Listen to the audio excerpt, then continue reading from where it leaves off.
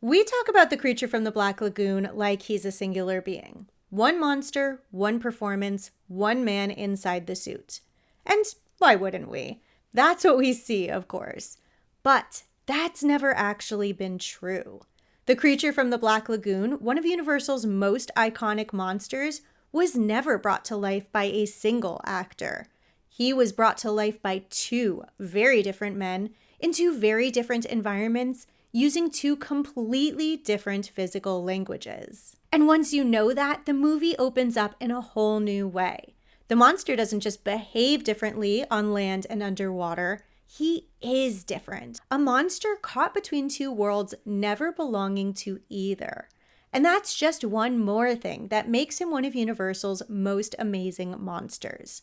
I'm Antonia Carlotta, and this is Universally Me, the channel for all things Universal and classic horror. My family started Universal Studios, and they made the Universal monsters.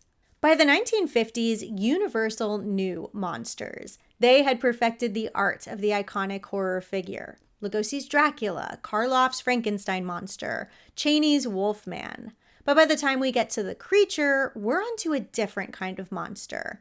Not cursed, not supernatural, not gothic, not really undead either. He was biological and evolutionary. The creature from the Black Lagoon is about science, a creature caught between two worlds. And from the very beginning, Universal understood that it would need to exist in two very different environments, land and water, each with its own demands. And that's where our story really begins. On land, our creature was played by Ben Chapman. He was a 24-year-old actor who at 6'5" was tall, broad, and physically imposing.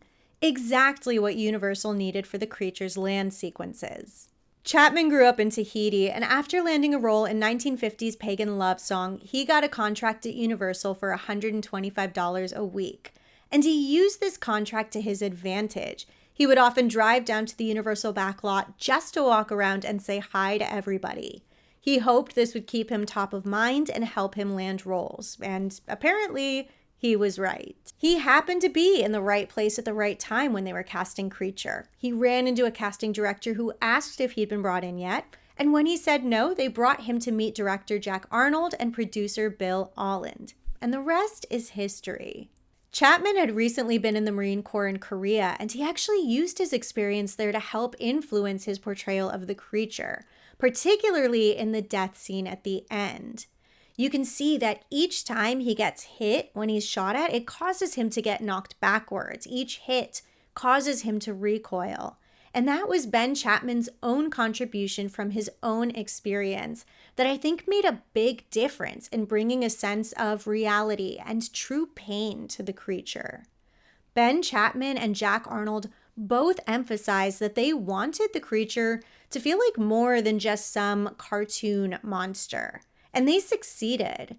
But all of that's only half of who the creature is. While Ben Chapman did everything for the creature on land, underwater, he was played by Rico Browning. Rico Browning was an underwater performer who'd been working in Florida. When the creature film crew was scouting for locations, they asked Rico to swim in front of the cameras to help get perspective of the size of the creature against the grass. And that was his right place, right time moment. The crew liked the way he swam, and Jack Arnold specifically mentioned that while other actors they tested were awkward, Browning was downright graceful. Like a football player who manages to be nimble under layers of padding, once the cameras were rolling, Browning practically forgot the costume was even there. He managed to swim as the creature, holding his breath for minutes at a time with no breathing apparatus and no goggles either. So at best, he was looking through the keyhole eye of the mask with blurred vision. I find the creature's curiosity comes through so strongly when we see Browning playing him underwater. How he stalks and watches, follows and studies. In those underwater scenes, the creature stops being the antagonist. He becomes curious, fascinated, aware, maybe even lonely. Like this is where the romance of the creature is born. A big part of why the creature works so well, of why audiences empathize with him so much, is because he is played by two different actors. The creature himself is fractured. On land, he's defensive, cornered, increasingly violent. Underwater, he's calm, graceful, open. There's a psychological aspect to it. The creature feels more himself underwater. That's his home, where his body makes sense. He's confident, he's curious, even gentle. But on land, he struggles. His breath looks strained, his feet are more heavy, and he feels more vulnerable and often threatened. Most classic monsters are defined by a single actor's interpretation. Lugosi is Dracula. Karloff is Frankenstein. Chaney is the Wolfman. But the creature is something else entirely. Ben Chapman and Rico Browning didn't just divide the labor of the role, they divided the creature's identity.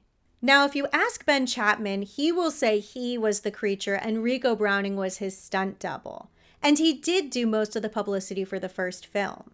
But for the subsequent 2 creature films, Rico Browning was the one kept on, while Ben Chapman was replaced. Either way, this role was very much a collaboration. And if you remove either actor from the first film, the creature just wouldn't be the same. Without Chapman, the creature wouldn't feel dangerous enough to justify the human's fear. Without Browning, he wouldn't feel tragic enough. Because 2 different actors share one role, Universal created one of their most emotionally complex monsters. So the next time you watch Creature from the Black Lagoon, watch closer. Notice how the creature changes the moment he leaves the water. Notice how the same monster can feel terrifying in one scene and heartbreakingly gentle in the next. That's not an accident. That's 2 different actors bringing their unique talent and interpretation to the same role. A monster split between 2 worlds.